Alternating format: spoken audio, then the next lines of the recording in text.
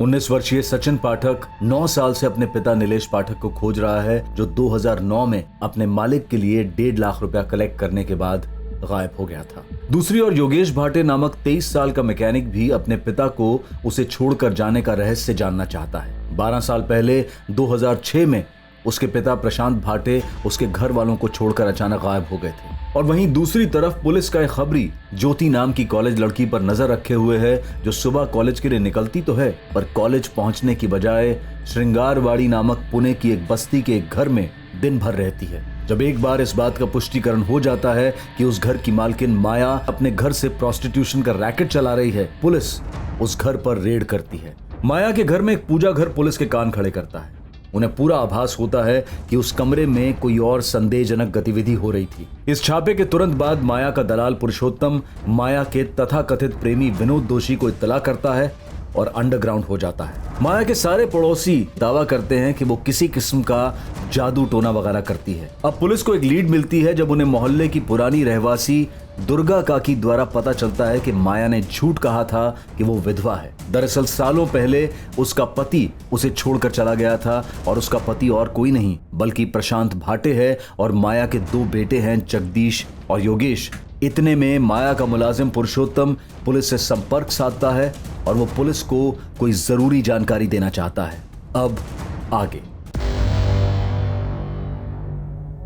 एक ठोस अंदेशा था, संदेह था कि माया भाटे के घर में प्रोस्टिट्यूशन के अलावा कोई अमानवीय गतिविधि भी चल रही थी। अब पुलिस को खबर मिली थी कि माया का एक कत्ल से भी संबंध है और खबर देने वाला था उसका अपना दाहिना हाथ, उसका दलाल पुरुषोत्तम, जो कि मांग कर रहा था कि उसे इस केस से बाहर रखा जाए। क्या था यह मर्डर केस और कौन था पीड़ित? पर मर्डर किसका हुआ? पुरुषोत्तम को गारंटी चाहिए कि उसका इस केस में नाम नहीं आएगा। उसने बोला है कि वो वापस फोन करेगा। वैसे मैंने मेरे बंदे लगा रखे हैं उसकी तलाश में। सर, इस माया के दोनों बेटे योगेश और जगदीश हमारे पास हैं। सर, हो सकता है इन दोनों बेटों को कुछ पता, पर हमसे छुपा रहे हैं। जगदीश दादा, आपने कैसे मान लिया कि बाबा हमें ऐसे ही छोड़ के चले गए? मुझे तो बचपन में भी यकीन नहीं था और अब भी नहीं है। तू 9 साल का था और मैं 14 साल का, तो बचपन से तेरा था यार। तुझे लगता है बाबा ने मुझे कुछ अलग से कहा इसलिए मुझे यकीन हो गया? जितना तुझे पता है उतना मुझे पता है। जब उतना ही पता तो कैसे यकीन कर लिया कि बाबा हमें छोड़ के चले गए?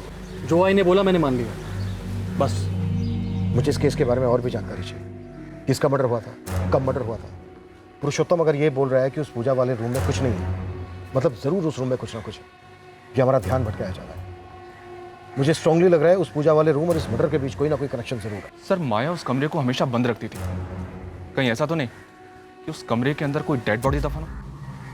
खान, तुम और तावड़े उस पूजा वाले रूम का दोबारा से पोस्टमार्टम करो।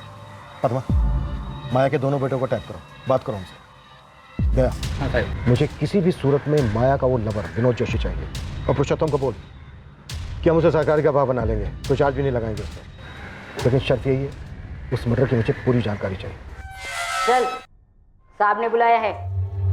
सुन, मेरा ये लॉकअप में दम घुटता है, तो मैडम के लिए एसी लगवा दे। एक पैकेट अगरबत्ती का बंदोबस्त कर दे। ए शानी, ना तो एक होटल का कमरा है और ना मैं रूम सर्विस वाली हूँ। चल चुपचाप। माया, ऐसा भी क्या दफन है उस कमरे के अंदर जिसकी वजह से तुम इतना डरी हुई हो?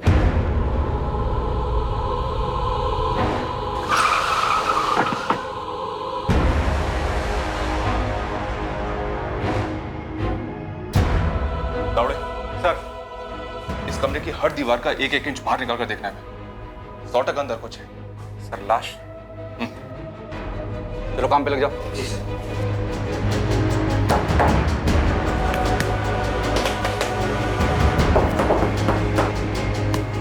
इसकी लाश है उस कमरे में। साहब, मैं बोली ना आपको, मैं उधर से पूजा करती है। पूजा पूजा भक्ति से की जाती है माया, तुम डर की वजह से पूजा करती हो। किस चीज का डर है? किसको मार डाला तुमने जिसका डर तुम्हें ये सता रहा है कि वो कहीं भूत बन के तुम्हारे सामने ना आ जाए?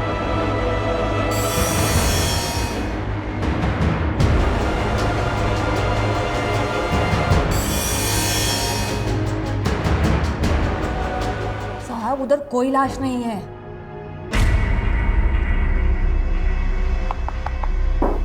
एक मिनट, एक मिनट।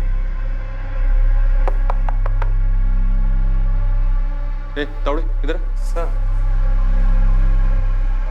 ये सुन जरा। हाँ सर, कुछ हो सकता है। दीवार को तोड़ो।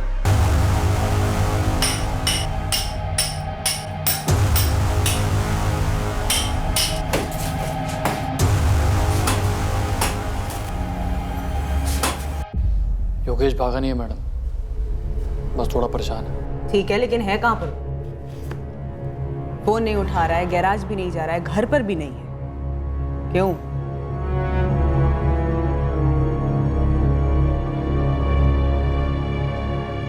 दरअसल जब वो 9 साल का था तब से ऐसे ही गुमसुम रहता है, और बाबा के जाने के बाद वो बहुत शांत हो गया।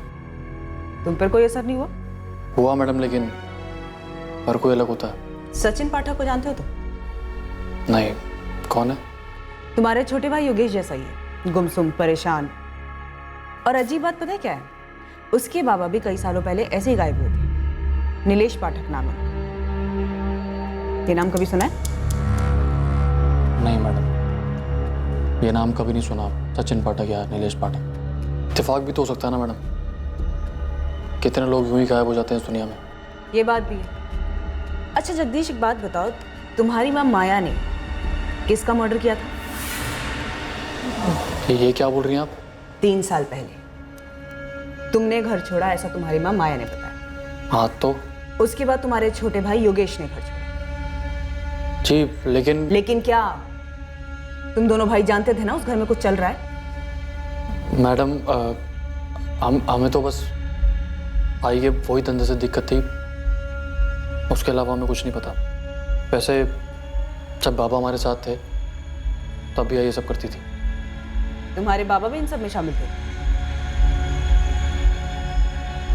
ये आदमी विनोद जोशी, ये पता नहीं आई की जिंदगी में कहां से आ गया, लेकिन जब से आया ना मैडम, पैसा बरसने लगा। जगदीश, वो आई। सुन रहे बाड़ा? घंटे भर के लिए बाहर जाके खेल। पर क्यों आई? आई बोल रही है ना, जा बाहर जा।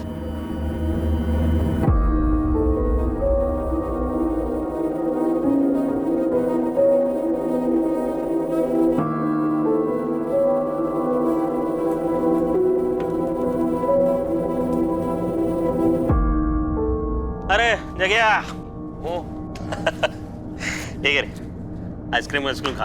हाँ, चॉकलेट वाला। बाबा कारपेंटर का काम करते थे। दोपहर में आई के पास अलग अलग लोग आते थे। ये समझने में ज़्यादा देर नहीं लगी कि क्यों आते थे और वहाँ क्या होता था।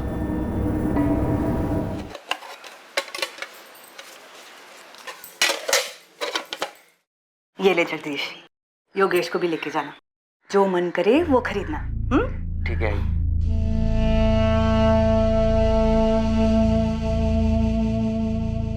हम बच्चे थे, नई नई चीज़ें खरीदना अच्छा लगता था। योगेश और छोटा था, ना ही उसे कुछ समझ में आता था, ना ही कुछ पता चलता था। मैंने भी उसे कभी समझाने की कोशिश नहीं की।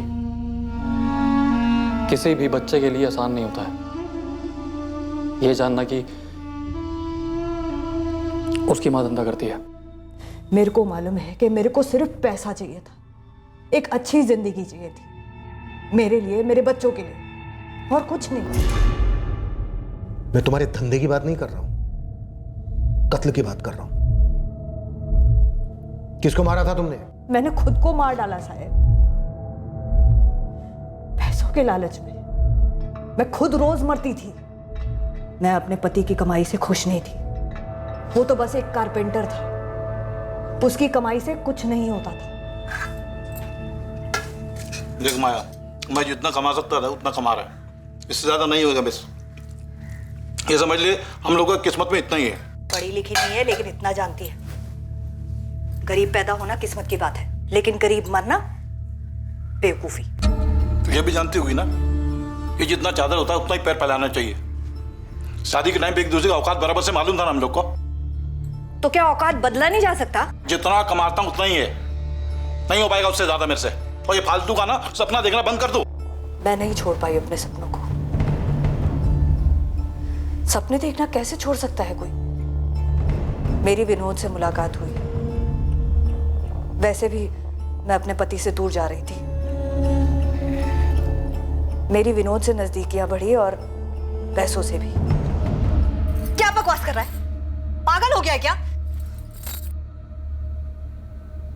कह रहे इतना क्या फड़फड़ा रही है तू? हाँ, ये देख, ठंडे दिमाग से सोच। जो तेरे मेरे बीच में है, जो तेरे और प्रशांत के बीच में है, वही तो करने को बोल रहा हूँ तेरे को। विनोद मेरे साथ ऐसी बात करने का नहीं। निकल इधर से। ओ बाबा, जाता हूँ मैं, लेकिन ना तू खुद चल के सामने से मेरे को ये बोलेगी, और वो भी लव कर। ए माया, अरे लेकिन बैठना रे बाबा। देख, जितना सोचने में बुरा गंदा लगता है ना, वैसा बिल्कुल भी नहीं है। देख, तू दोपहर को अकेले रहते, मैं कैसा आता है, मेरे जैसा कोई और आएगा। देख, करना तुझे वही है जो हम करते हैं, लेकिन सोच, तगड़े पैसे मिलेंगे, तगड़े। तेरी जिंदगी ना ऐसे फटकन बदल जाएगी। हाँ, एक दोपहर का 2000, 1000 तेरा, 1000 मेरा। चल मेरे को बोल, ये तेरा प्रशांत महीने का कितना कमाता है? 6000, 7000? अरे उतना तू एक हफ्ते में कमाएगी। मन बनाएगी तो 4 दिन में, पूरा मन लगाएगी ना तो 2 दिन में, अरे 1 दिन में कमा सकती है। तेरे संग तुम्हें एक बात याद रख, ये मर्दों की जरूरत ना बहती नदी है, कभी सूखती नहीं। तो तू काय को सूखी सूखी जिंदगी जी रहे रे, काय को? ठीक है, सोच के बता मेरे को, आता हूं। बहुत घिन आई थी विनोद की ये बात सुनकर, लेकिन पैसे के लिए तरसते हुए भी बहुत घिन आती थी साहब। इसीलिए हाँ बोल दिया। पहली बार बहुत गंदा लगा सर, लेकिन जब हाथ में पैसा आया ना, फिर सही गलत कुछ भी नहीं लगा। सोचा कि शरीर ही जो है, पैसे की धुंध छा गई थी। एक अच्छी जिंदगी मिल रही थी, बच्चों के लिए कुछ कर सक रही थी मैं। बच्चे लोग रोज बाहर का खा रहे हैं, नया नया सामान खरीद रहे हैं। जगदीश बोला तुमने पैसा दिया उन लोग को?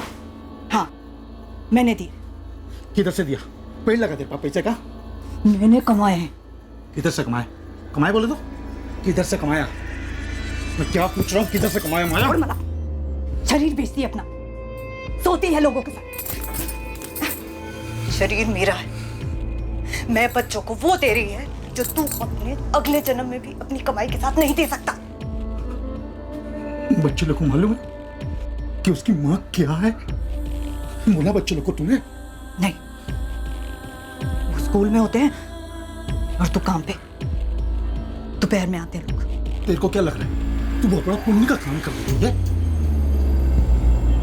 पुण्य और पाप से जिंदगी चलती है, पेट भरता है उससे। जिंदगी जिंदा लोगों की होती और तू लाश है, घटिया सड़ी हुई लाश। पर मेरी ही चिता पर तो पक रही है ना रोटी। बस मैं तो यही जानती। प्रशांत ने रोज दारू पीना शुरू कर दिया। वो ये सच्चाई सहन नहीं कर पाया और एक रात हम सबको छोड़कर चला गया। मेरे को पता था कि वो वापस नहीं लौटेगा। मैंने ये सच्चाई मान ली थी। मैंने प्रशांत से कभी झूठ नहीं बोला और आप लोगों से भी नहीं बोल रही है साहब। मैं सच बोल रही है, मैंने कोई खून वून नहीं किया है। माया, अभी तक तुमने हमें अपनी जिंदगी की सच्चाई बताई है, उस कत्ल की नहीं। हमें उस कत्ल की सच्चाई चाहिए। जगदीश, तुम अभी कुछ छुपा रहे हो।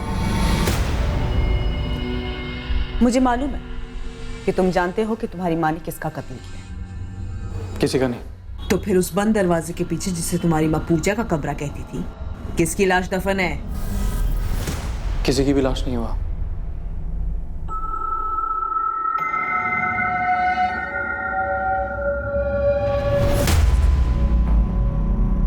सर, यहाँ तो कुछ दिख नहीं रहा।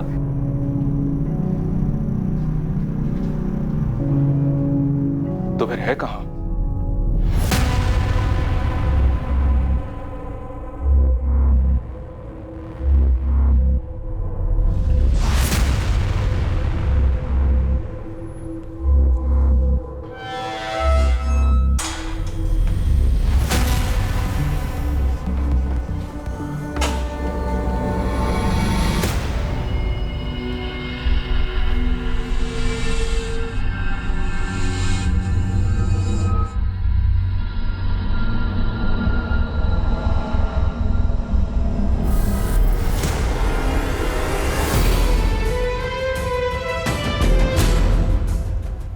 कौन है?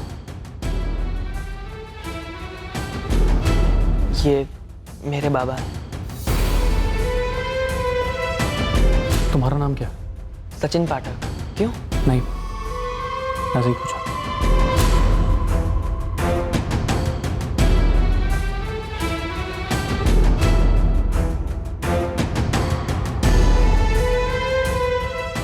सचिन पाठक को जानते हो तुम? नहीं, कौन है? उसके बाबा भी कई सालों पहले ऐसे ही गायब हुए थे। नीलेश पाठक नाम है। ये नाम कभी सुना है? मेरे बाबा हैं। जब दिल अपराध बोध में डूबा होता है तब घृणा अपने कुकर्मों से नहीं बल्कि खुद से होती है। माया के घर में कुछ छुपा जरूर था जो पुलिस के हाथ नहीं लगा था, लेकिन वहां जो था उसके बारे में कई लोग जानते थे और अच्छी तरह से जानते थे। एक अजीब इत्तेफाक कहिए, एक एक्सीडेंट कहिए या नियति का लिखा कहिए, जो भी कहिए, पर इस आम से दिखने वाले एक अवैध कोठे पर हुई इस साधारण सी रेड की वजह से कई असाधारण सच्चाइयां उभरने वाली थीं जो कि सालों से खामोशी के कफन में दफन थी।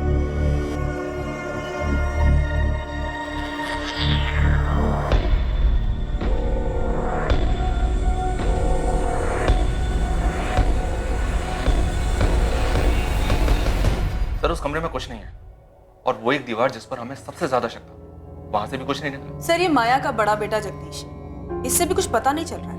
वो दूसरा बेटा योगेश अभी भी लापता है। यस सर, जगदीश बता रहा है कि योगेश काफी डिस्टर्ब हो गया है। इस माया को जितनी भी गर्मी दो ये पिघलने वाली नहीं है। विनोद जोशी का क्या स्टेटस है? हमारी टीम और दया के लड़के दोनों लगे हुए हैं, पूरे शहर में अलर्ट इशू किया है। और पुरुषोत्तम वो अभी तक सामने क्यों नहीं आया? उसने दया से कहा था कि शाम को फोन करेगा, लेकिन सर अभी तक फोन किया नहीं उसने। अभी तक हमारे पास बस ये एक ही लीड थी, पुरुषोत्तम या फिर विनोद जोशी हाथ लगे। पता नहीं क्यों मुझे ऐसा लग रहा है कि उस दिन माया का पति प्रशांत भाटे घर छोड़कर गया ही नहीं था।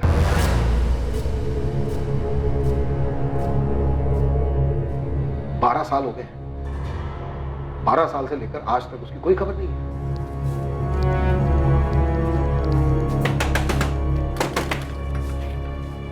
दादा, वो पुलिस आई के पूजा घर के बारे में कुछ कह रही है। उस कमरे में कुछ है क्या? आपको कुछ पता है? योगेश बावला हो गया। मुझे 1000 बार बता दिया, मुझे कुछ नहीं पता। बाबा का है? मुझे भी उतना ही पता जितना तुझे पता है। जी अपनी जिंदगी और मुझे भी जीने दे। 12 साल हो गए उस बात को, कब तक परेशान रहेगा? बाबा में छोड़ के चले गए थे, अब जाने दिन सब बातों को। नहीं, वो हमें छोड़ के नहीं गए थे। दादा सच बताओ, क्या बाबा कभी गए भी थे? मुझे तो हमेशा से ही लगता था कि हमें शहर पहले ही छोड़ देना चाहिए था। इससे बाबा मिल जाएंगे क्या? नहीं, पर तेरे दिमाग में तो नहीं रहेंगे ना? रहेंगे, और तब तक रहेंगे जब तक मुझे सच्चाई पता नहीं चल जाती। क्योंकि ये जो बोला जा रहा है नाई, ये झूठ है। और ये तो तू भी जानती है नाई, कोई तो ऐसा होगा नाई जो सच्चाई जानता हो। बाबा को कोई दोस्त या कोई भी।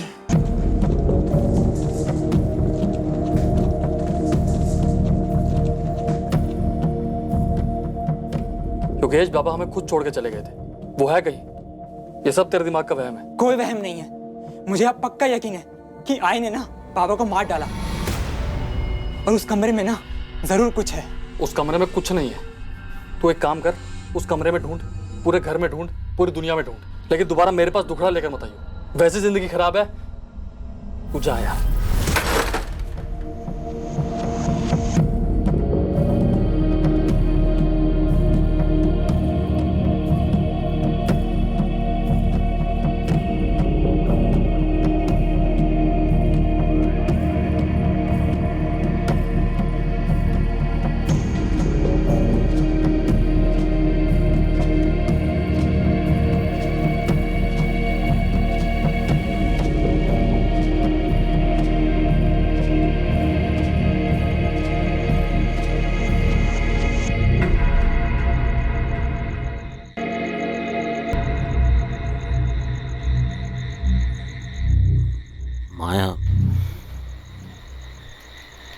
तेरे को डर नहीं लगता?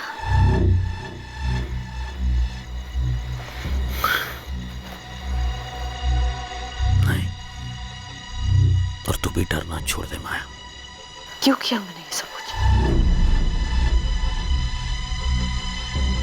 खुद के लिए, तेरे बच्चों के लिए, अरे हमारे लिए माया। क्या करेगी मैं इतने पैसे का? क्या इन पैसों से मैं अपने पुराने पाप धो सकती है? अपना भविष्य, अपनी खुशियां खरीद सकेगी? मेरे को तो ये भी नहीं पता है खुशियां होती क्या है।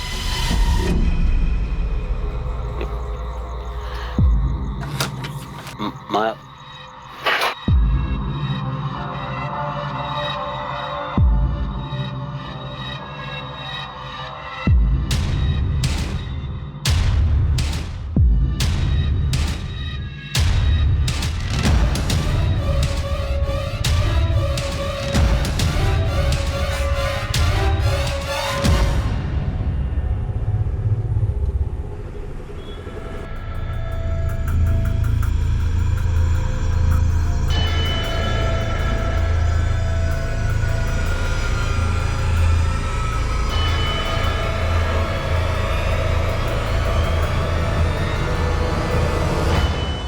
किसका मर्डर हुआ? मुझे नहीं पता साहब, मैं तो उसका थोबड़ा भी नहीं देखा था साहब। मैंने सिर्फ उसकी लाश ठिकाने लगाने में मदद की थी साहब। कब की बात है ये? कई साल हो गए साहब, याद नहीं। लाश कहाँ ठिकाने लगाई थी? वो जंगल में साहब। कौन से जंगल? कातरज के जंगल में। मैं उन दिनों विनोद भाऊ का टेम्पो चलाता था। एक रात को उन्होंने मुझे माया ताई के घर बुलाया। भाऊ?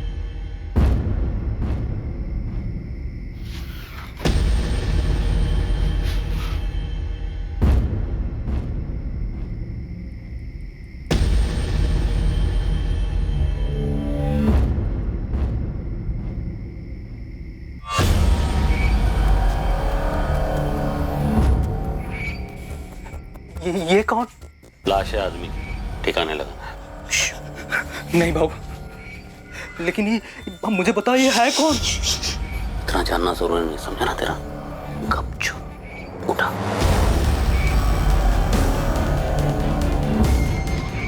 उसी रात हम उस लाश को कातरज के जंगल में ले गए।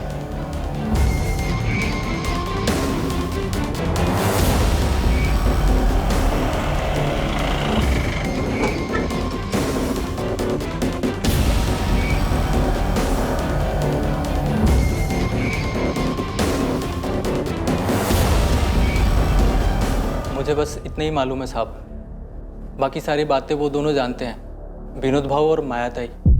मर्डर किसका हुआ है अगर यही नहीं पता चला तो तेरी टिप खोटी है ना, कोई मतलब नहीं है उसका। जगदीश जानता है साहब। क्या जानता है जगदीश? वो जानता है मर्डर हुआ था, तो ये भी जानता होगा किसका हुआ था। लेकिन भाऊ मुझे बताइए, ये है कौन? ये सब कैसे हुआ? बहुत पूछने लगा बे तू, हाँ? इतना जानना जरूरी नहीं, समझा ना तेरा? गपचूप उठा।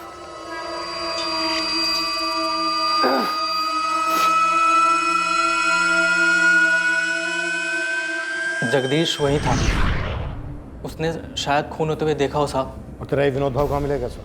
पूर्वी लॉज। हो सकता है पुरुषोत्तम झूठ बोल रहा हूँ, फिर भी एक चांस लेते हैं। पूर्वी लॉज से विनोद को उठाओ और कातरज पुलिस से बात करो। मैं जगदीश और माया इनसे दोबारा बात करता हूँ। खान इतना तो पक्का है कि उस घर का कुछ ना कुछ अतीत है, काला अतीत।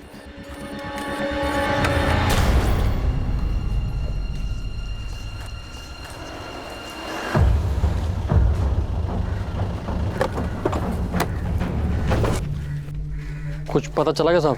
सब कुछ पता चला, चल थाने। सर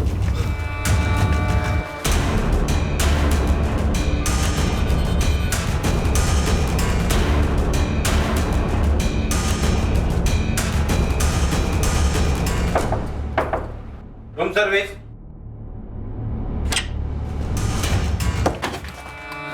अगर भागा तो यहीं पे ठोक दूंगा।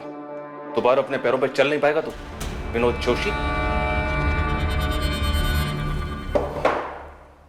माया, तुम्हारे पति प्रशांत भाटे ने कभी घर छोड़ा ही नहीं था, है ना? वैसे कादरश के जंगलों में हम उस लाश की तलाश कर रहे हैं। भूतों से डर लगता है ना तुम्हें?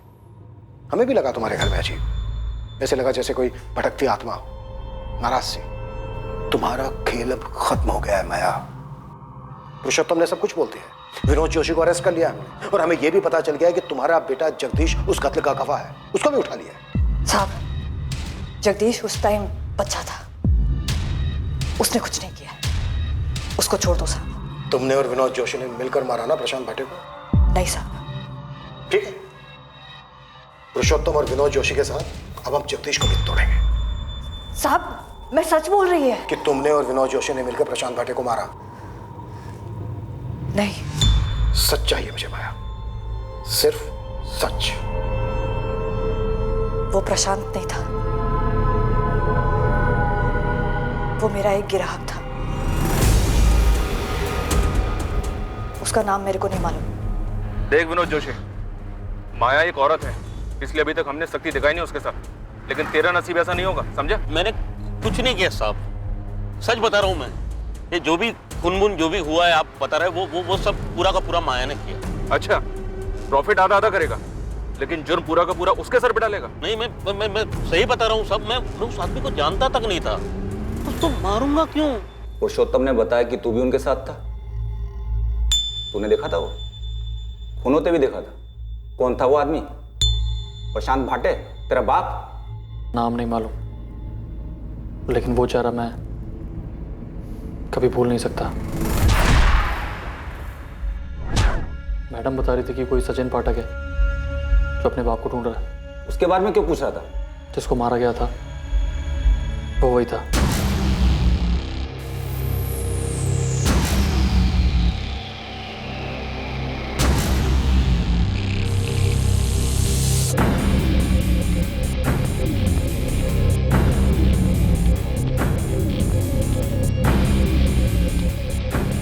मेरे को लगता है ये मर गया।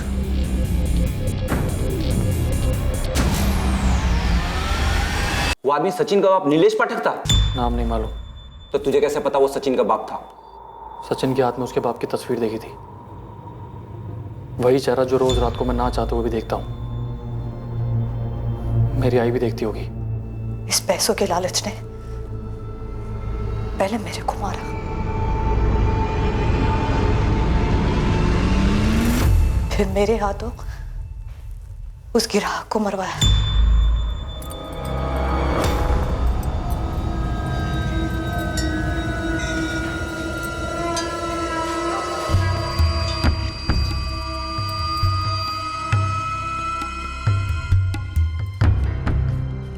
ओहो, क्या बात है बाबू, बैंक वैंक लूट कर आए हो क्या? हाँ। अरे तो फिर तो बोनस वोनस बनता है ना। इतने टाइम से लुटा रही है तेरे पे, 5,000 तो निकाल उस बंडल से। 2,000 भी तेरे औकात के हिसाब से बहुत ज्यादा।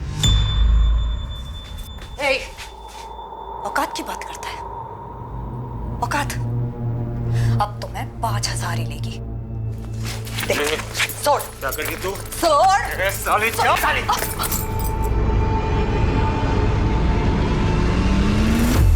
आसमान में बादल नहीं छाते साहब, मेरे सामने नोटों के बादल छाते थे।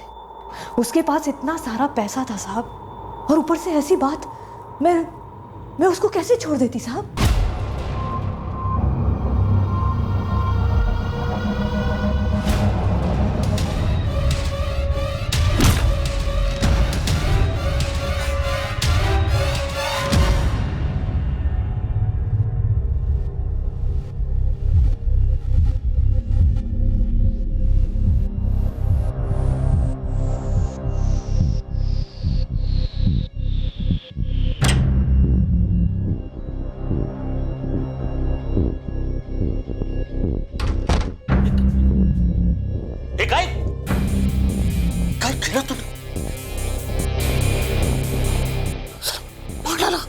करोड़ों की गड्डी लेकर घूम रहा था साला। जरा से पैसे ज्यादा क्या मांग लिए, औकात दिखाने लगा।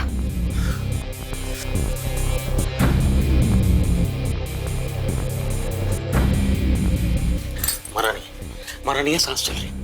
अस्पताल लेके चलते। चुप, वो बच गया तो हम लोग मर जाएंगे। पर उन्हें बचा सकते। चुप। विनोद,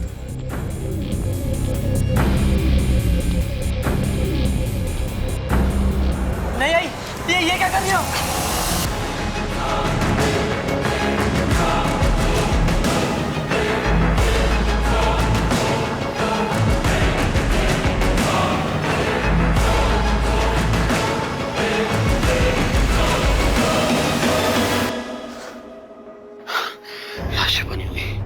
योगेश बारी खेल रहा है, मैंने देखा उसे, कभी भी आ सकता है वो। अभी छुपाते हैं, रात को ठिकाने लगाएंगे।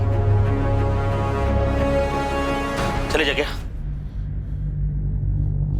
ये जग्या, जग्या, संभाल अपने आप को। देख, तुझे तेरी आई की मदद करनी है, समझ लगा है? ये खून साफ करना है, समझ लेना। आईची मदद करायची। योगेश घर आया उस दिन, उसे कुछ मालूम नहीं था। फिर रात को पुरुषोत्तम आया, वो लोग लाश को जंगल में ले गए। योगेश तब सो रहा था। बहुत पछतावा होता है साहब, जब घिन सब आती है, लेकिन समझ नहीं आता साहब कि वो नोटों को देख के क्या धुन सवार हो जाती है। सर, ये था वो आदमी जिसको इन्होंने मार डाला। ये तो नीलेश पाठक है ना, सचिन का बाबा? हाँ सर, जगदीश को याद था ये चेहरा।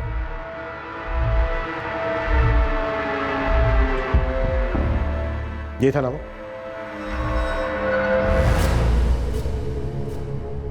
सचिन, तुम्हारे बाबा नीलेश पाठक अब इस दुनिया में नहीं है।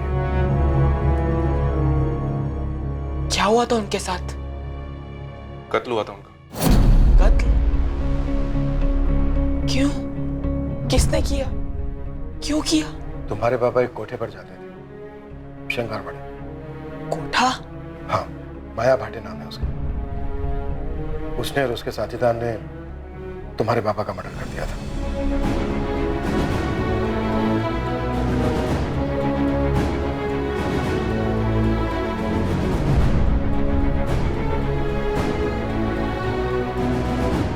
सचिन का पिता नीलेश पाठक 21 जून 2009 को अपने साथ एक 1.5 लाख की कलेक्शन कर अपने घर लौटने से पहले माया के घर गया था।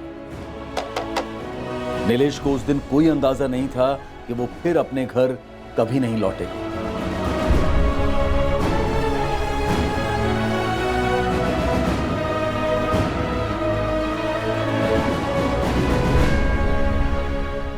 जुलाई 2009। हाँ, इस केस फाइल के हिसाब से 2 जुलाई 2009 को यहां कातरज के जंगल में एक लाश मिली थी।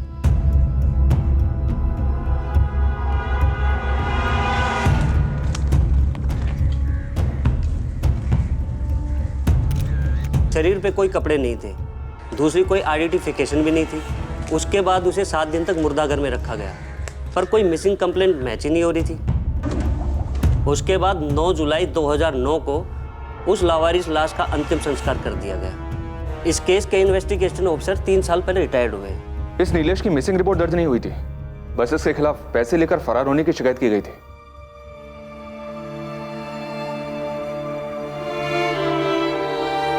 बाबा चोर नहीं थे, उनका मर्डर हुआ था उसी रात। कैसे?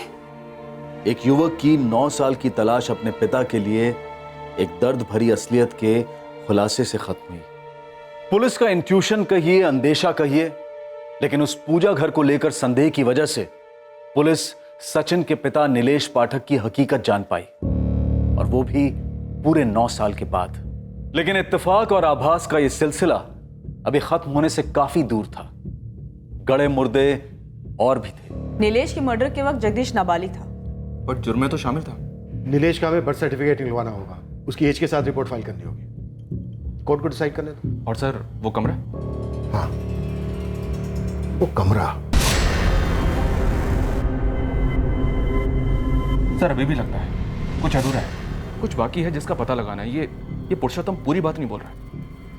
और तुम लोगों को तो वहां कोई लाश नहीं मिली। लेकिन सर माया को जो इतना डर लगा रहता है, क्या वो डर सिर्फ एक अजनबी को लेकर या सिर्फ एक ग्राहक को लेकर हो सकता है? प्रशांत भाटे, उसका पति, जो कभी घर लौटा ही नहीं।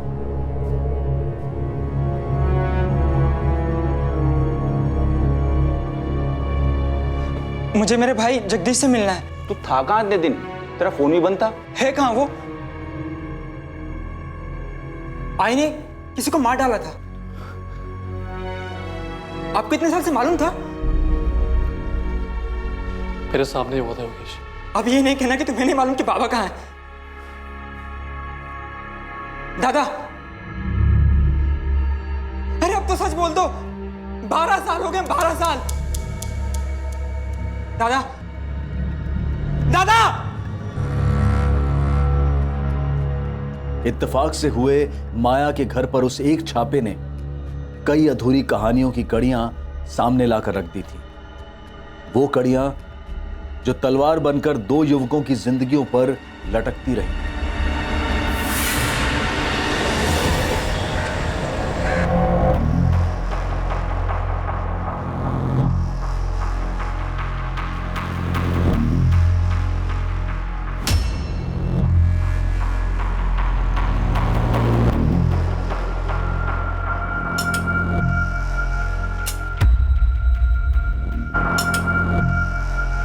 आखिरकार योगेश का बड़ा भाई जगदीश टूटा। वो उस राज को अपने अंदर और नहीं रख पाया जिसने सालों से उसे और उसके जमीर को बंदी बना रखा था।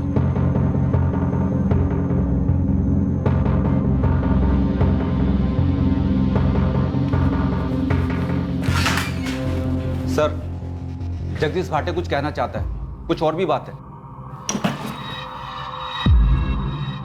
नीलेश पाठक के अलावा मेरी आई ने किसी और का भी कत्ल किया था सर। तुम्हारे पिता का?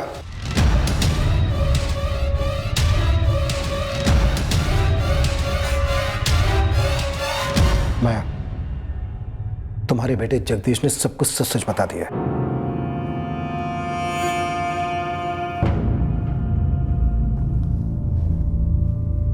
अच्छा है साहब। साहब, क्या सच बोलने से, कबूल करने से दर्द कम होता है क्या? हो सकता है, लेकिन जुर्म कम नहीं होता। तो सच यही है साहब कि जगदीश और योगेश का बाप मेरा पति प्रशांत उस रात घर छोड़कर चला गया था। मेरे को नहीं मालूम था कि वो वापस आ जाएगा। तो कौन होती मेरे पूछने वाली? तेरे क्या लगा मैं क्या कभी लौट के नहीं आया क्या? तेरा हाथ भी लोग जो साला दिन में आता था अभी रात को भी आने लगा क्या इधर?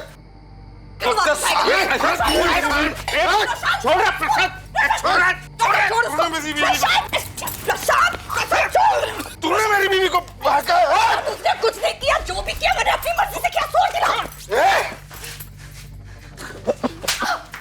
साली।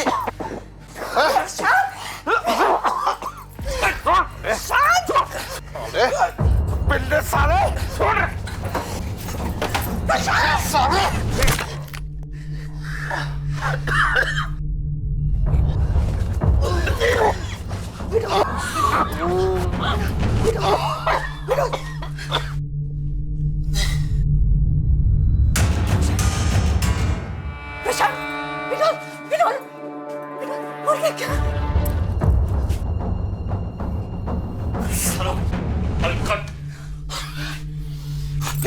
चल इसको हॉस्पिटल लेके चलते। चल मारो, मार डालेंगे उसको। क्या बोल रहा है? खत्म कर दे उसको। विनोद, क्या बोल? खत्म कर दे। विनोद!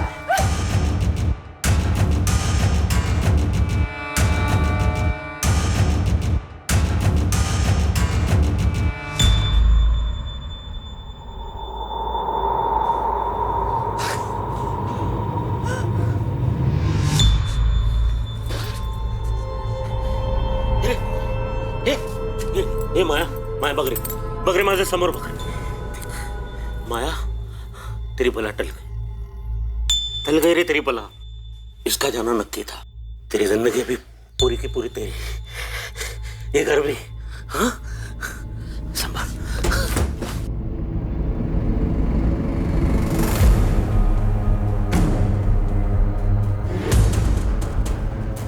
बाबा, जगह जगह जगह जगह बड़ा करना पड़ा. तेरे बाबा की कसम है, तू किसी को नहीं बोलेगा ना? योगेश को कुछ नहीं बताना, कुछ भी नहीं बोला उसको. नहीं बोलेगा ना? बोला नहीं बोलेगा ना?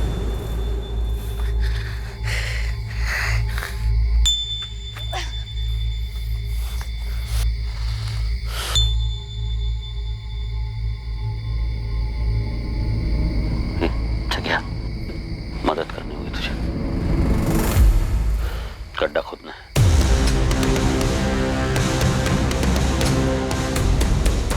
उस रात के बाद मैंने वहां पीछे कभी कदम भी नहीं रखा. जब भी वहां देखती थी तो वो खड़ा दिखता था, घूरता हुआ. मैंने ये सब कुछ क्यों किया, मेरे को इसका जवाब कभी नहीं मिला. पहले अपने पति को, फिर उसकी राख को. साहब, उन दोनों की आत्मा से ज्यादा ना मेरे को अपने आप से डर लगता है. क्या मैं किसी और को भी मार देगी क्या? मेरे जीते जी ना ये डर जाने वाला नहीं है साहब. ये मेरे को मालूम पड़ गया.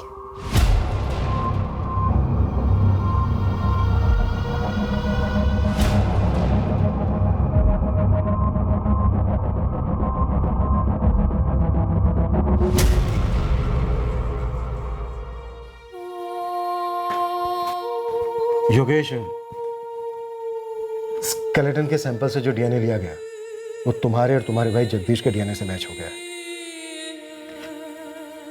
वो कंकाल तुम्हारे पिता प्रशांत भाटे का ही है.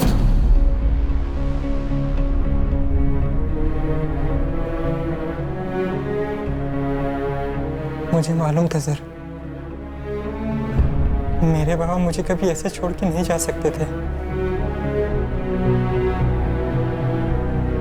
जगदीश पर लगे चार्जेस में इस बात का ध्यान रखा गया था कि दोनों मर्डर्स के वक्त वो नाबालिग था. विनोद जोशी और माया भाटे पर आईपीसी की धारा 302 का चार्ज लगाया गया है. 2006 में प्रशांत भाटे के कत्ल के लिए और 2009 में नीलेश पाठक के कत्ल के लिए. साथ ही दोनों पर आईपीसी की धारा 201 भी लागू की गई है, सबूतों को मिटाने के जुर्म में.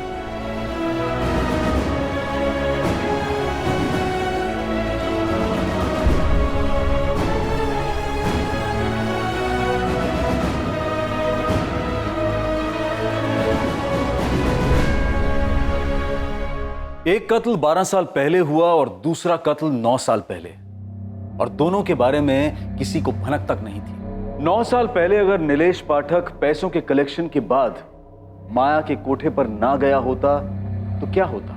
12 साल पहले अगर माया का पति प्रशांत उस रात घर ना लौटा होता तो क्या होता? आने वाला खतरा अदृश्य होता है, लेकिन जब कोई जुर्म के साए में डेरा डाले तो वो खतरे के साए से दूर कैसे रह सकता है भला? माया ने अपने ही हाथों अपने जमीर की सुई तोड़ी थी. अपने ही पति प्रशांत को मारकर उसे अपने ही आंगन में गाड़ने में माया को कुछ गलत नहीं लगा. उसी तरह उसने नीलेश पाठक को पैसों के लिए मारकर उसकी लाश को जंगल में ठिकाने लगाया. पर माया ने अपनी पूरी जिंदगी डर और अफसोस की गिरफ्त में बसर की. ये एक दस्तूर है कि जुर्म मुजरिम का सुख चैन छीन लेता है और मुजरिम से जुड़े लोगों का जीना दुश्वार कर देता है. सोचें, समझें और सतर्क रहें कि लालच और स्वार्थ जीवन धारा पर हावी ना हो जाए. जैसे ही उमड़ती लालसा का एहसास हो, सतर्क होकर पीछे हो जाएं. जुर्म के लपेटे में ना आए, उस लालसा की आग में खुद को ना जलाएं. अब मैं अनूप सोनी आपसे विदा लेता हूं. याद रखें, क्राइम और आपके बीच में सिर्फ इतना फर्क है कि आप कितने सतर्क हैं. सतर्क रहें, सुरक्षित रहें. जय